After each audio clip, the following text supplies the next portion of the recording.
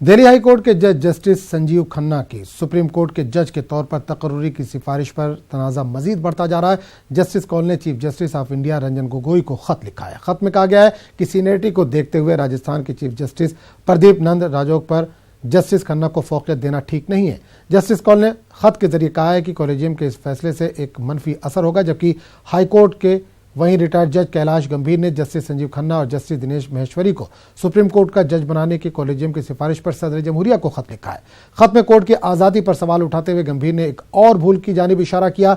Justice गंभीर ने लिखा है कि सीनियरिटी को नजरअंदाज किया जा रहा है। जस्टिस खन्ना के नाम की सिफारिश का जिक्र करते हुए गंभीर ने कहा कि दिल्ली हाईकोर्ट में 3 सीनियर जजों को नजरअंदाज किया गया, जबकि कौमी सतह पर 30 से ज्यादा जजों को नजरअंदाज किया गया है। उस पर मामले पर बात करने के लिए हम सीधे रुख करेंगे दिल्ली का, जहां से नुमाइंदे सुशील इस वक्त जुड़ रहे हैं। सुशील, अदलिया एक बार फिर सवालों के घेरे में और खुद सवाल उठाया है साबिक जज ने, क्या कहेंगे? जी देखिए, साफ तौर से जिस तरह अपॉइंटमेंट किया गया था, हालांकि इस रिकमेंडेशन को केंद्र के पास अभी भेजा नहीं गया है, लेकिन जो रिकमेंडेशन चीफ जस्टिस की तरफ से की गई थी उस पर सवाल खड़ा किया गया है। हालांकि इसमें फॉर्मर जज कैलाश गंभीर ने भी लेटर लिखा हुआ है राष्ट्रपति को, तो वही सुप्रीम कोर्ट के जो जज हैं संजय किशन कौल, उन्होंने सीजीआई को लेटर लिखा है कि जिस तरह सीनियर जजेस हैं उनको नजरअंदाज करके दूसरे जज को ऊपर लाना कहीं ना कहीं आने वाले दिनों में न्याय प्रक्रिया पर एक बड़े सवाल खड़ा करेगा, और इसीलिए इस इंटरफेरेंस से उन्होंने नाराजगी जाहिर की है और ये कहा है कि चीफ जस्टिस इस पर दोबारा विचार करें। लेकिन हमें ये भी समझना होगा कि जुडिशरी का ये विवाद पहली बार सामने नहीं आया है। ऐसे इससे पहले जब केएम जोसेफ का अपॉइंटमेंट हो रहा था उस दौरान भी सीनियर और जूनियरिटी का सवाल उठा, और जब उत्तराखंड से उनको सुप्रीम कोर्ट लाना हुआ तब कई विवाद हुए कि केएम जोसेफ को सुप्रीम कोर्ट में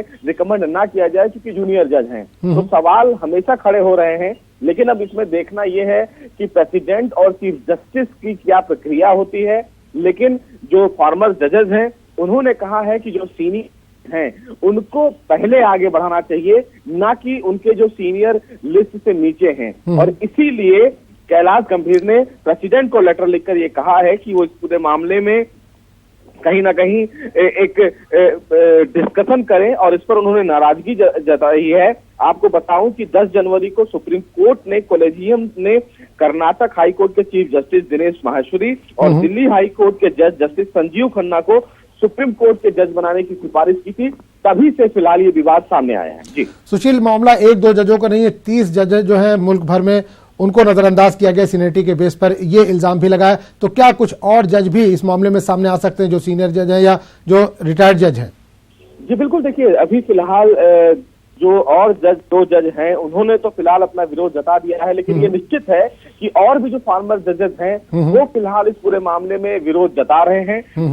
कुछ तो फिलहाल पत्र लिख रहे हैं, लेकिन कुछ फिलहाल अपने फेसबुक और ट्विटर पर इस तरह का विरोध जता रहे हैं कि जो कॉलेजियम का रिकमेंडेशन है वो सीनियरिटी के आधार पर होना चाहिए, ना कि किसी और आधार पर। हालांकि किसी भी जज ने सवाल डायरेक्ट फिलहाल संजीव खन्ना पर नहीं उठाया है और ना दिनेश महेश्वरी पर। उन्होंने सिर्फ चीफ जस्टिस के कॉलेजियम के रिकमेंडेशन पर सवाल उठाया है कि चीफ जस्टिस को फिलहाल इस रिकमेंडेशन को दोबारा कंसीडर करना चाहिए। चलिए सुशील, इस तमाम जानकारी के लिए आपका बहुत बहुत शुक्रिया।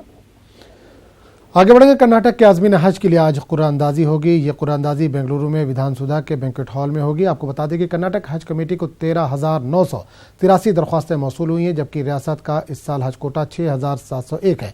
817 आज़मीन का इंतखाब रिजर्व जुमरे में होगा।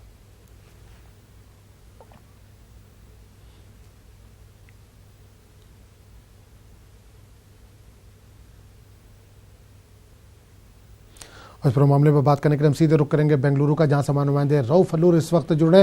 रऊफ, कर्नाटक के आज़मीन के लिए आज कुरानंदाजी होने वाली थी, 11 बजे का वक्त दिया गया था, क्या कुरानंदाजी का सिलसिला शुरू हो चुका है?